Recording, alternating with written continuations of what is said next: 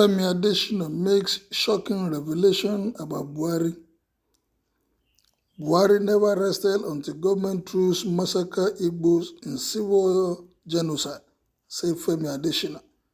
President Muhammadu Buhari did not take a day off in a genocidal civil war. He fought on the side of the Nigerian troops until the government troops massacred an estimated 3 million Igbos, and he remains fearless of the remnant Biafran element, IPOB, says his media aide. I got messages filled with trepidation from home and abroad. Please prevail on the president to cancel the trip, his visit to Imo. He should apologize to Governor Opus Odinma of Imo State, and about the visit, there could be bloodbath, Mr. Adesina claimed in a Facebook post yesterday, Thursday. Mr. Buhari had visited Imo last week to inaugurate some projects executed by Governor Opus Odinma.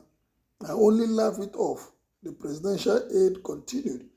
Who will tell a duly and popularly elected president where to go and where not to go in his own country?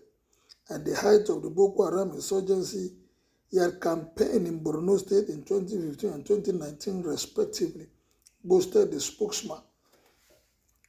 Underlying the president's fearlessness and genocidal tendency, Mr. Adesina reminded Nigerians that until the 13-month war between the federal troops and Biafran soldiers ended, Mr. Buhari was restless until some 3 million Igbos, mostly women and children, were massacred in a genocide. A man who repeatedly tells us that for the 30 months the Nigerian civil war lasted, he was right there at the front, not even taking one day off. Is that then the person you will scare from visiting any part of the country? Asked Mr. Adesina. The genocidal war occurred between 1967 and 1970, triggered by the Southeast secession from Nigeria and the declaration of independent state of Biafra, recognized by some countries.